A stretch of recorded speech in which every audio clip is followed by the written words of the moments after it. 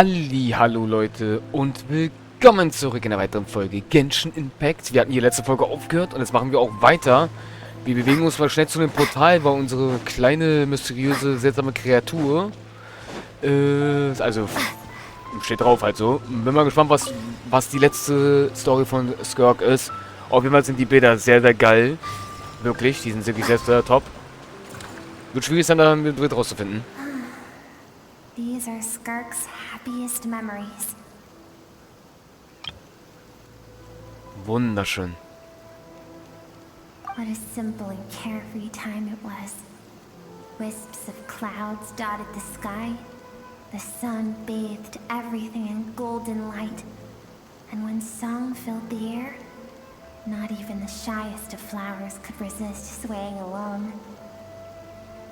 This is Skirk's homeland. She was so curious about everything as a child, always skipping school to go exploring instead. There was so much to discover.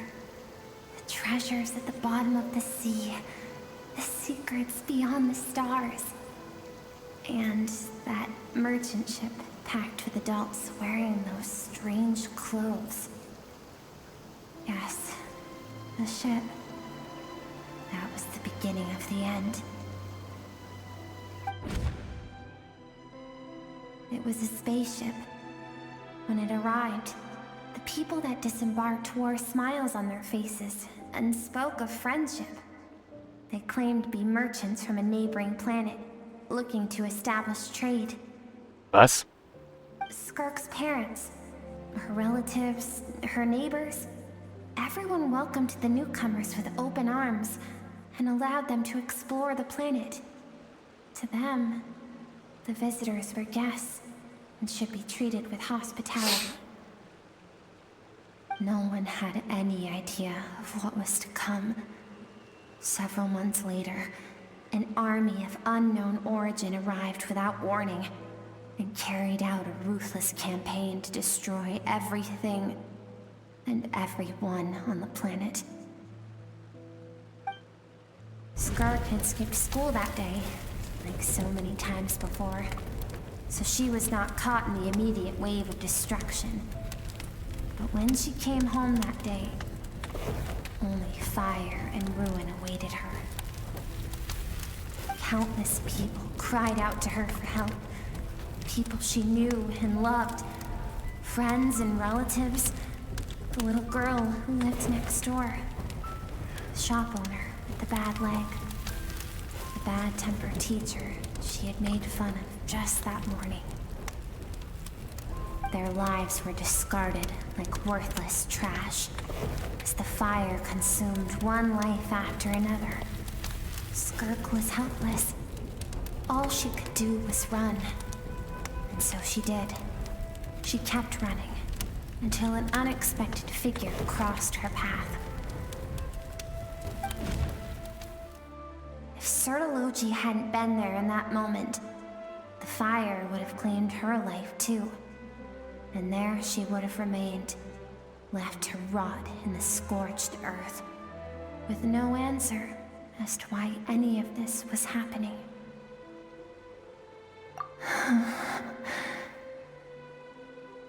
Because she and her people were seen as a threat. As the initial merchant ship explored the planet, they discovered that it hadn't always had the condition to support life. Yet there was evidence of human activity, even during the periods of extreme heat or cold in the past. Further research revealed that, over time, the people of this planet had evolved the ability to adapt to any type of environment or energy source. For that reason, the outsiders viewed them as a potential threat and decided to eliminate them before the threat could rear its head. And so, the army was called, and the so-called danger was wiped from the face of the planet. Senseless, isn't it? Deemed a threat because of a gift they didn't even know they had. Perhaps it was their own innocence and kindness that doomed them. But in the end, that was lost to the blaze as well. If those with power get to decide good and evil, then all you can trust in is the sword in your hand. And so, before death could claim her, she ran. She ran and never stopped. No one wants to relive their most painful moments. Well, that brings us to the end of the story. This is as far as we can go. Skirka's waiting over there. For both of us. Let's go to her. It's time to fulfill my purpose. And my greatest wish over all these years.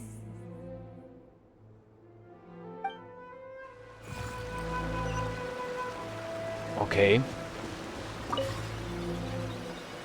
Ich habe hier keine Truhe gesehen, ne? Ach, da steht sie. Ach stimmt, wir können ja übers Wasser laufen. Stimmt, ja, vergessen.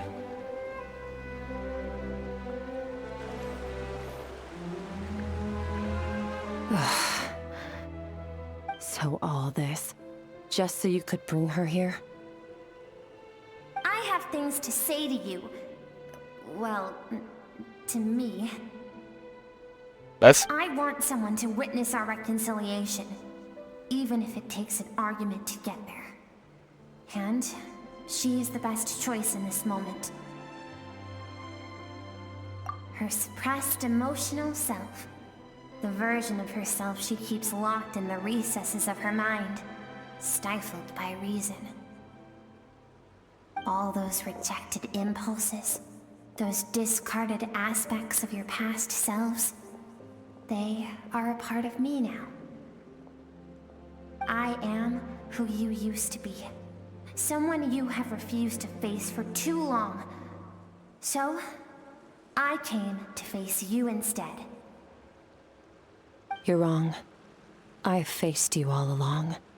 And that's exactly why I keep you locked here. Your existence makes me weak. Moments of joy and longing are when we are most vulnerable. Don't forget, it was a penchant for goodness over reason that doomed our homeland in the first place. The vastness of the universe renders everything insignificant. Our feelings most of all. Even so, learning from the mistakes of the past doesn't have to mean erasing everything.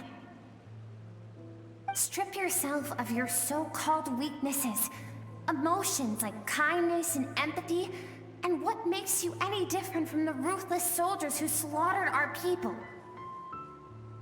The difference is that I'm doing what is right, what is necessary. I allow you to exist, but with limited freedom. That is the greatest kindness I can offer. I have shouldered everything you couldn't carry. I rose above the numbness and emptiness, and it was cold, unfeeling reason that brought me this far. It made me who I am. It made me strong. That is the problem. I want to shoulder those things together. On the grand scale of the entire universe, maybe our feelings are vanishingly small, but why should that mean they don't matter? Emotion gives warmth to the cold expanse of space. It gives meaning to the world around us. Think back to those nights of gazing at the stars, those afternoons of exploring the unknown. Think back and let them grant you peace. A brief respite from the pressure you put on yourself.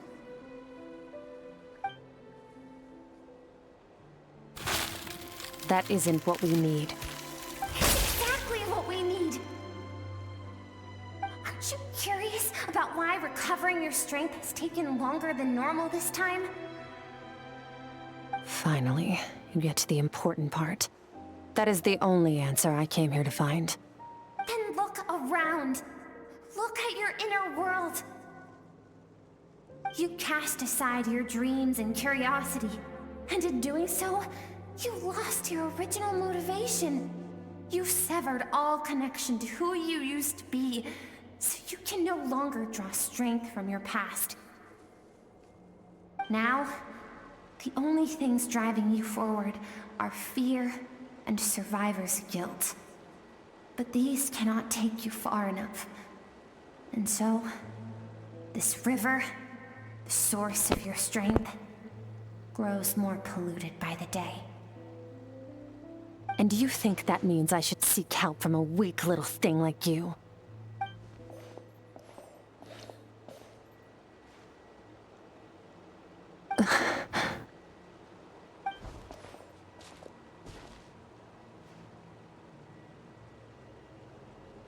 Thank you for saying that. I knew bringing you here would be the right choice. To be honest, I'm not here to argue with you. This isn't about who's right or wrong.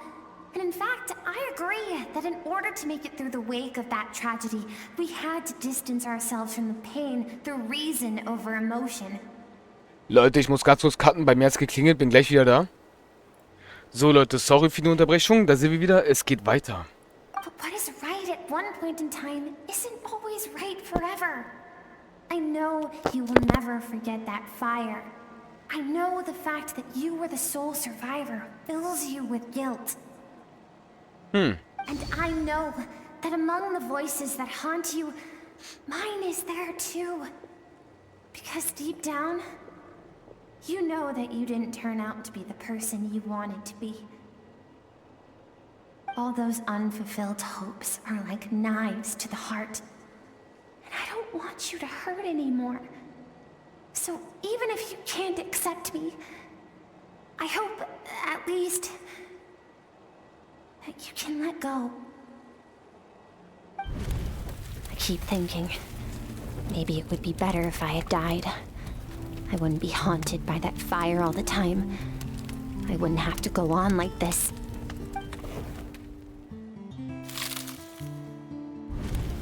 Your dad and I, we're not afraid to stare death in the face, but we need you to survive.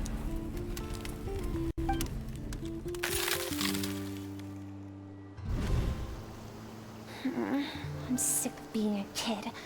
There's so many amazing things out there, and I'm ready to see them all.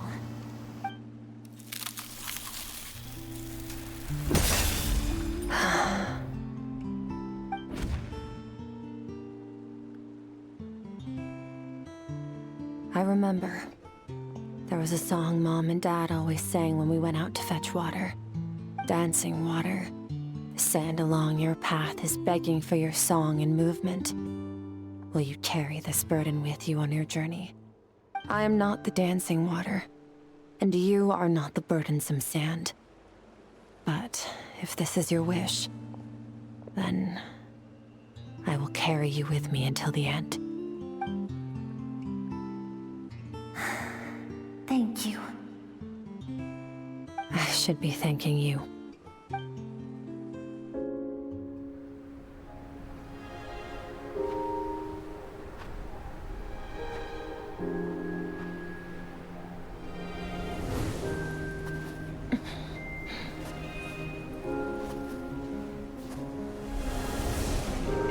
Run, Skirk, run!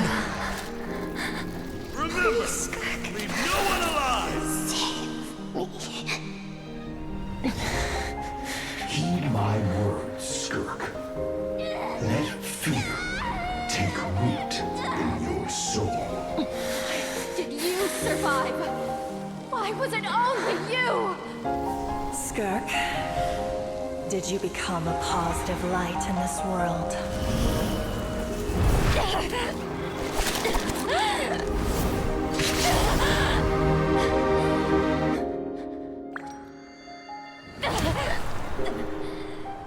Hey, this doesn't have to be the end.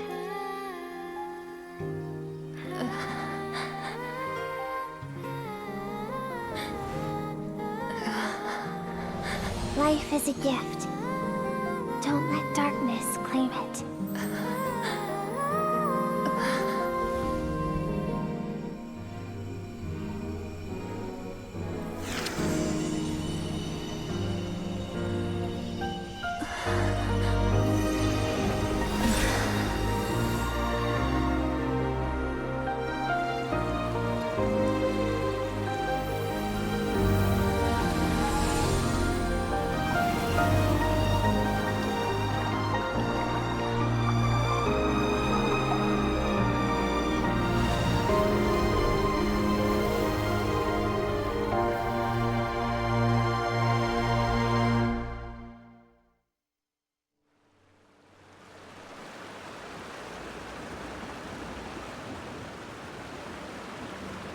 So, you saw my memories then. I once asked my master if survival of the strongest was the law of the universe. He said no. But in a world without order, those with no moral boundaries tend to be the ones who survive. That's why, after hearing his answer, an idea came to mind. An idea that, one day, I would create a new world order. One in which there would never be another tragedy like that fire. One in which power was not the law of the land. But that means I must defeat him. Because my master, Sertologi, is, at the core, a defier of all rules and order. Yes, and not just because of the gap in our abilities, but also because I have no reason to see him as an enemy. Although his decision to train me was not made out of kindness, he did everything a master should. He saved my life, taught me the sword and the principles of strength. And for that, I respect him. I know, and it's not something I want. But Master never goes back on his word. I have to treat everything he says as a promise. He's no longer into that. But he sends me messages through the abyss every now and then. Most of them are simple greetings, or an answer to one of my questions. Every time I hear from him, my heart skips a beat. And I wonder if this is the moment where he'll finally appear before me and tear down everything I've built to pieces. Maybe that means I do live in eternal fear, just like he said. Yes, I respect him, but I'm also afraid of him. And for that reason, the pursuit of strength consumes every moment of my life. I don't know what Master has planned, but I have to be ready. Help me? Why?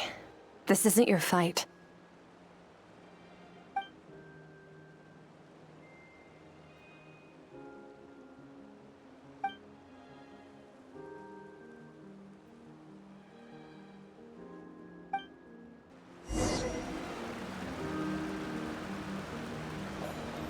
Interessant. Zusammengehen.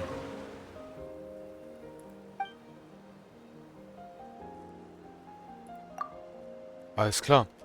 Wow. Sehr krass auf jeden Fall. Wie es scheint, werden wir mit Skirk langsam immer dicker, Leute. Oh, you're finally awake! Honestly, Paimon was gone for like 2 seconds and then she comes back and finds you both unconscious? Oh, you scared Paimon half to death! You're both okay, right? What does it look like?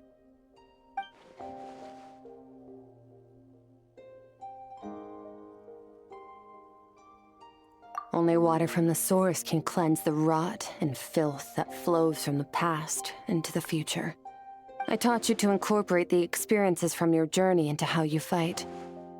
I suppose what happened today will become an inseparable part of who I am. Okay, so Paimon feels like she's missing some important context. But whatever. Paimon brought back tons of delicious snacks! Let's dig in!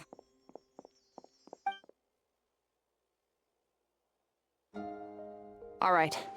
It's about time we finished what we started. We're gonna deal with this thief for good, right? This time, I'm not going to tell you to hold back. But having digested even more power in the meantime, he's going to be tougher than before. The good news is, we have no reason to pull our punches this time. So, let's go. Same place as last time. Alles klar. Okay, Leute. Jetzt ist interessant. Ich würde die Aufnahme tatsächlich... Nein, das ist zu früh. Nee, das ist zu früh. Wir haben noch fast 5 Minuten. Wir gucken mal, wie lange es jetzt der Kampf wird. Jetzt kommt die Szene mit den Urgestein wahrscheinlich jetzt so. Wo du die Belohnung mit den Urgestein kriegst.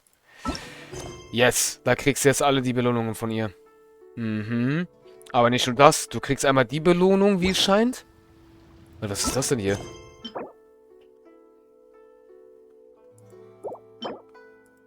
Oh, das sind scheinbar ihre Instrumente.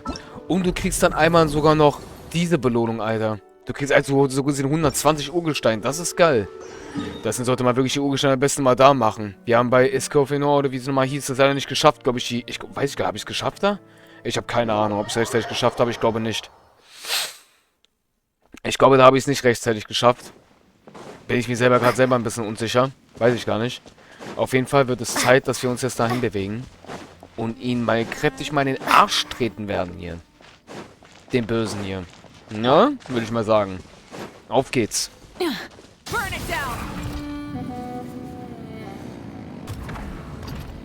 Der Rest ist immer noch da. Auf geht's. Let's go, Leute. Wir betreten den Raum.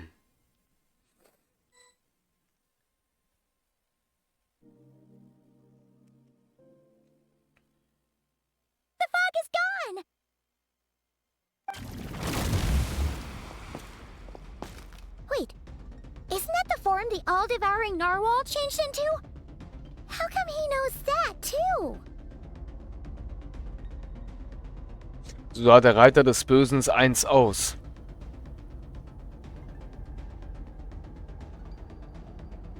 Really? So, you're telling Paimon that giant whale and this guy can both turn into the fowl? How does that work? It's a subconscious instinct. Any intelligent being who longs for his level of strength is bound to mimic his appearance. It's a natural response after encountering someone as powerful as Master. To them, he represents ultimate power. We know the person before us has encountered Master, and we know he stole a portion of my power. So it's not surprising that he would assume this form. Okay. Oh, the closer Paimon looks, the more intimidating it gets. Nervalette isn't here this time, so it's up to us. He won't have the nerve to steal again after we're done with him. Let's teach this guy a lesson. Das war eigentlich auch gerade ein cooles Bild.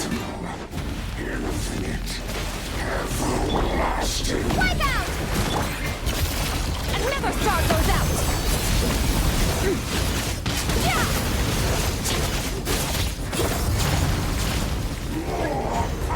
Haven't forgotten your training, I hope.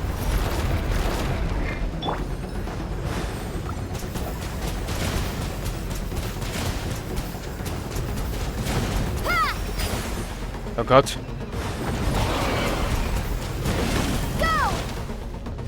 Okay.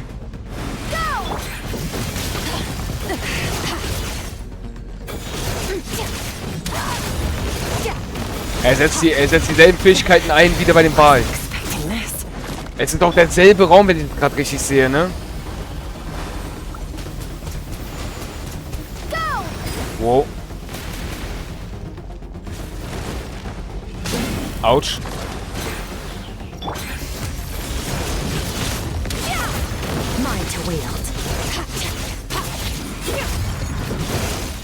Wow.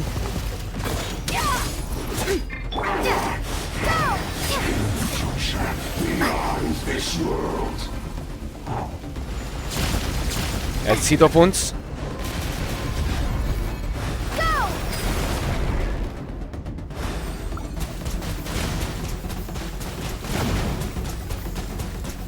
Schießen.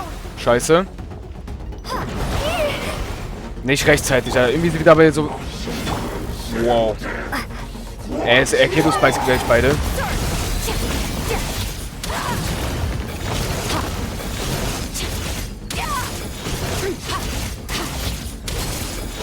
Wir haben ihn geschafft, Alter. Gerade noch so, wir sind beide Lullab gewesen.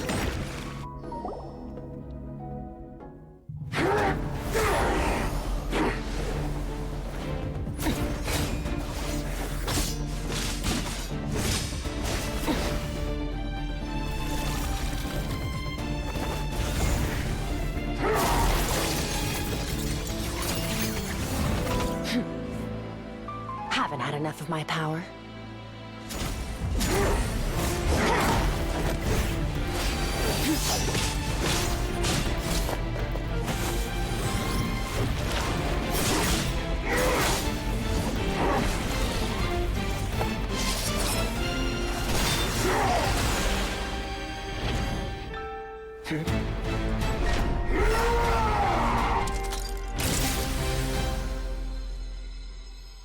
Well then, let's see how much more of this power you can handle.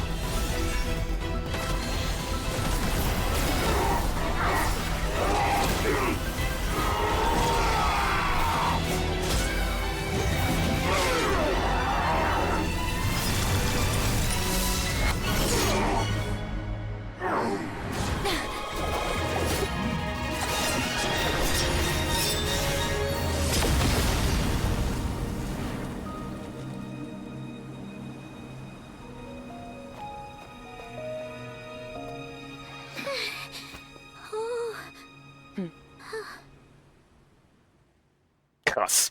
Oh, das war schon wieder richtig krass, Alter. Oh. Well, have you come to your senses? You saw that my body was at its limit. So, you deliberately channeled your power into me, knowing that it would destroy my shell from within. Such power. Such keen battle instincts. So you must be... Skirk, Sertologi's disciple. How long has it been? How long has he been away from Tevat? Hundreds of years. Hundreds? Sorry, it's a lot to take in. I should introduce myself. I am Skofnungar, a friend of your master and one of his followers. This is the first time I've heard your name, Skirk. But hundreds of years ago, I knew you existed. And I knew you would come here. Hundreds of years ago? Sounds like you and Master have quite the history. Care to tell us about it? Of course. Might as well take advantage of a clear head while I can. The story starts a long, long time ago. I was born into a noble family in Conria. As the eldest son, I was set to inherit our title. But I contracted an incurable illness as a child, and everyone gave up on me. I trained the sword harder than anyone else, defeated all of my peers. But it was all in vain. When other people looked at me, all I saw in their eyes was pity or a strange glee in my misfortune. Even my parents were just waiting for me to die. Over time, my heart hardened, and I became aimless. That was the point where I met your master, Sertologi. We were similar in age, but different in background. He was born in prison, the son of criminals who had been sentenced to death. He spent his childhood wandering the streets, facing more criticism than the literary works in the Universitas Magistrorum. Yet, he always wore a smile on his face, as if kindness and malice were one and the same, and he could not see the difference. I still remember what he said to me when we first met. You need to fight to survive. Even if it's a losing battle, it should light a fire under you. How can you sit back like this and go down without a fight? That does sound like something he would say. He was the first to acknowledge that I was worth something, and he inspired me to keep going. When we sparred together, it was the first time I'd actually felt the thrill of combat. When I was 10, he stole forbidden research materials and managed to cure my illness. It was like there was nothing in this world he couldn't accomplish. When it came to the human form, he was always intent on pushing the boundaries of possibility. But somewhere along the way, I fell behind. My talents were nothing compared to his, and at some point, I realized he had pulled so far ahead, I was too embarrassed to even ask him to spar. After his grand endeavor was successful, he sought me out and said to me, "This planet no longer holds anything of interest to me, so I'm leaving. But first, I have an offer. I can use a power I have just refined to break the curse of immortality for you." Dieser Planet hat mir nichts Interessantes mehr zu bieten, daher gehe ich, aber vorher habe ich noch ein Angebot. Ich kann eine Kraft, die ich gerade weiter verfeinert habe, dazu nutzen, um den Fluch der Unsterblichkeit für dich zu brechen. Your death was once what we worked so hard to prevent. But the immortality you now face is a different kind of pain altogether. I'll pass. Immortality doesn't sound so bad to me. Since I can't die, it means I have an infinite amount of time to get stronger. Maybe I'll finally catch up to you one day, and we can spar like we used to. Are you sure? I cannot say when I will return. Your body, or rather, your soul, might not be able to withstand this curse. All I can do is try. After all, a wise man once told me, people need to fight for their own survival. Wise indeed. Nevertheless, if you grow weary of the pain of immortality, and wish to experience a good sparring match before you wither away, seek out my disciple. Disciple?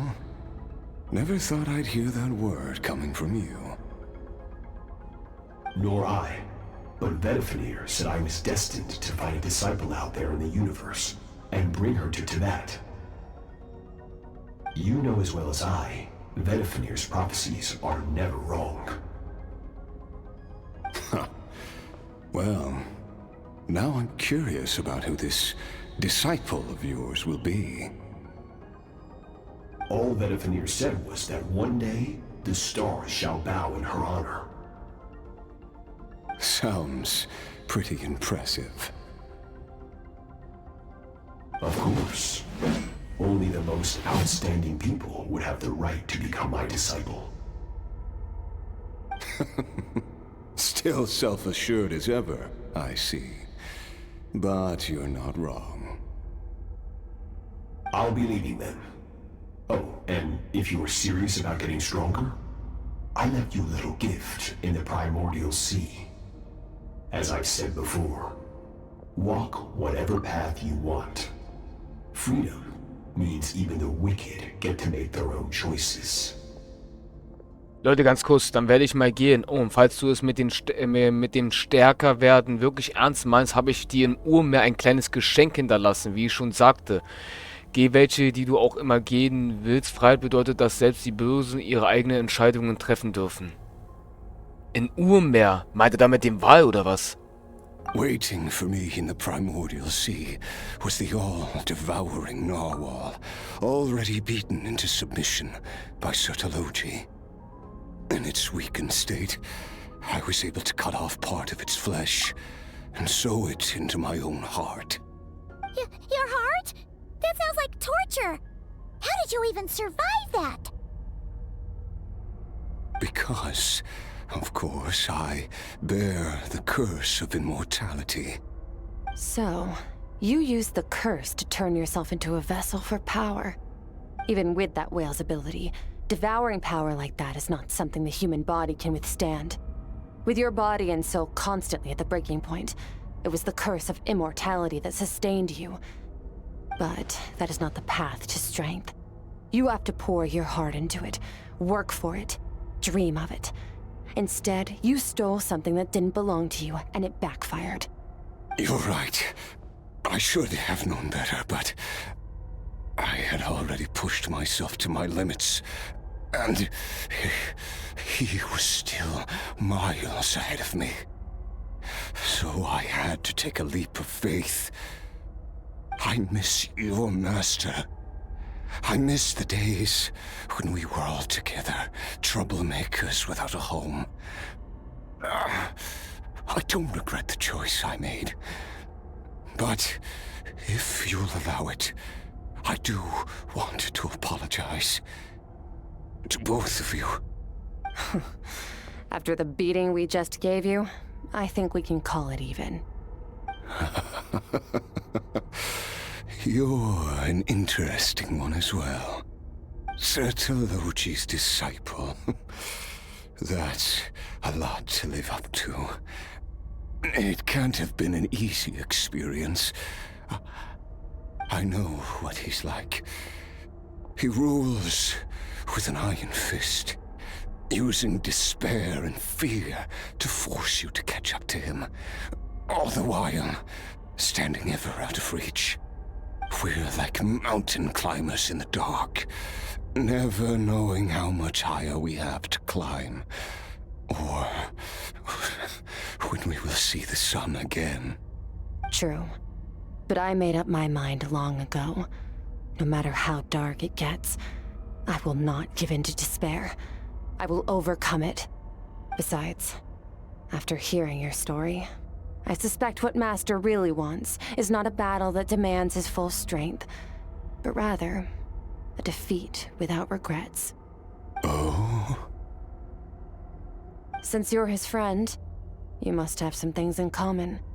The first time we came here, when you stabbed me through the fog and stole my power, I felt no emotion coming from that spike. But when you had to devote all your strength fighting me just now, I could feel joy and passion emanating from your blade. It was the joy of a researcher discovering the truth of the world, the joy of an artist uncovering a temple of wonders. Interesting. I'm certain I didn't express those emotions outright. Yet you were able to read them from my blade, like a glimpse into my inner world. You're right. That battle brought me an unbridled sense of joy, and my defeat brings me no regret whatsoever. Exactly. I think Master also craves a battle like that. One where his opponent forces him to use all his strength, unlock the extent of his potential, and transcend his own limits. A battle to end all battles. After which, all can come to an end, including, perhaps, his life. For that very reason, good and evil are meaningless to him. He has one purpose, one goal: to complete himself. It's one of the secrets to his strength. Perhaps you're right. Perhaps that is his goal. What a battle that would be. Oh, to witness such a...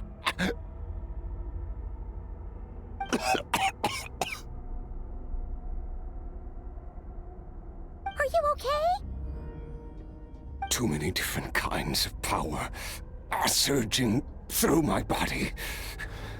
The curse of immortality allows it all to coexist, but it does not remove the pain. I won't be able to hold on to my sanity for much longer. What a shame. I would have loved to witness that battle. Sertologi once offered to free me from this curse. Now, I must ask that of you, Skirk. Can you release me from the pain? I can, but not through death, if that's what you were hoping for. It's not a suitable punishment for your crime. As an alternative, I can take your consciousness, along with all the power you've consumed, and smash it to pieces. The impurities will dissipate, and under the curse of immortality, your mind and body will regenerate. When that process is complete, you will be back to who you were before, no longer tortured by powers you can't control. But it will be a time-consuming and painful process. The decision is yours to make. I accept. And who knows? Perhaps I'll wake up in time to witness your great battle with Surtologi. I have faith that you'll be able to stand against him one day. Though I know it'll be a long and arduous road. If we are climbers in the dark, it appears the dawn has finally broken for me. But your ascent continues. At least, it looks like you are not alone on your journey. I will reach the top of this mountain, no matter what it takes. And you, Skofnungur, will be my witness at the end of all things. That's finally over. Let's get out of here. Und wieder At Fontaine. least we don't have to make a mad dash for the exit like last time.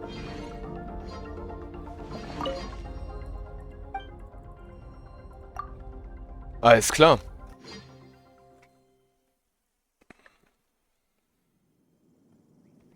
Wir sind schon bei 40 Minuten, 42 Minuten, Leute. Das ist übertrieben lang. Did it! Ah, it's only been a few days, but it feels like forever. Once again, we've proved there's nothing we can't overcome. We're just... Wow. Zu schnell. You sound even more confident than usual. Guess you really have become stronger. Today sure went by fast. It's night already. Oh wait, that reminds Paimon. The stars you mentioned, the ones that died out, are they back now? Yes. The power Skofnungur stole has been returned. So, the stars have regained their light. Great! Huh, it's crazy that you even noticed their light was gone. There are so many stars in the sky. If a few disappeared, Paimon definitely wouldn't be able to tell. I suppose it's because I have gazed upon this sky for centuries. The false stars, hanging in the meticulously planned sky, glittering with rotten light. It's not real. And yet, it is for that very reason that I can look upon it and enjoy the momentary peace it brings. Even the most beautiful of bubbles has to burst. We will return to the real universe one day, whether of our own volition or not. Time marches ever forward. Even the innocent and naive will taste life's bitterness. Yet through hardship, we grow, until we learn to seize the sands of time for ourselves and uncover our true strength. Though we gaze upon a false sky, its vastness and majesty is palpable. One can only wonder, what is it going to take for kindness to reign supreme in the vast expanse of the universe? Ugh, this is all going over Paimon's head. But if she knows one thing, it's that the Traveler always finds a way. Ever since we met, she has filled Paimon's days with happiness. No matter how tough things get, she always finds a way to make it better. If it's too big a job for one person, then we'll do it with two. And if two's still not enough, then three. We've met so many amazing friends and accomplished so many amazing things. As long as we don't give up, we can make any wish come true. I suppose when it comes to you, anything is possible. Well, I should be going. Now that my power is no longer isolated from my emotions, I need more practice to get used to it. I suppose fate will decide. Maybe we'll bump into each other on the street. Or maybe we'll reunite on a different planet entirely. Regardless, reunions and partings are but passing moments. More than anything, I hope that at the end of this journey, wherever it takes us, we stand in a world reborn. One without war, pain, or forced partings. One where new life can bloom, even where there was once nothing but scorched earth. For this, we must all work to become stronger. If that's what you want to call me, I won't object. Goodbye. Bye!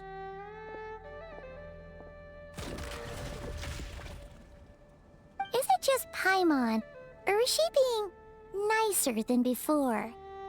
We definitely count as friends after all that, don't you think? Hey, what do you think about camping here tonight? There's nothing quite like sleeping under the stars. Come tomorrow, we can continue our journey. Oh, and since Paimon treated you to that super nice meal at Wanmin Restaurant, it's about time you returned the favor. Flüstern von Sternen und Nacht. Damit ist die Legendenquest mit ihr abgeschlossen. Alter Schwede, Leute. Fast 50 Minuten, Alter. Holy shit. Und jetzt noch schnell einsammeln und weitere Urgesteine sammeln. Bam. Also es waren jetzt 120 Urgesteine. Das ist nicht übel. Echt nicht übel. Gut, Leute. Das war Skirks Ich finde es interessant, wie sie auf einmal erscheint, Alter. Sie so ganz langsam. Erscheint sie so. Gut. Was ist das, Skirk? Ah, hier. Laut offiziell ist sie nicht mehr da. Wir haben sie aber bei uns im Team hier drin. Und wie gesagt, diese junge Dame hier wird uns auf jeden Fall bei 5.8, was jetzt hier passiert ist, und bei 5.7, sorry, was jetzt hier passiert ist, und bei 5.8 begleiten. Mal gucken, ob sie es bei 6.0 auch sein wird. Es kann aber sein, dass sie es dann nicht mehr sein wird. Aber wir werden sie bei 6.0 definitiv wiedersehen. Das sieht gerade perfekt aus. So, unsere Skirk ist am Meditieren, Leute. Wir verabschieden uns damit hier, ich und sie. Ich hoffe, das hat euch gefallen. Ich bin gespannt, ob bei 5.7 jetzt noch irgendwas kommen wird, aber ich bezweifle das. Das heißt, kleines Leute, ab hier, wenn das nächste Mal irgendwas dazukommt, von storytechnisch her oder so, oder ob mir irgendwas noch einfallen würde, mal schauen, ist ab hier die letzte Folge und wir sehen uns in der nächsten Folge bei 5.8. In den schönen Sommer-Event. Euer Masho. Bis zum nächsten Mal. Tschaußen.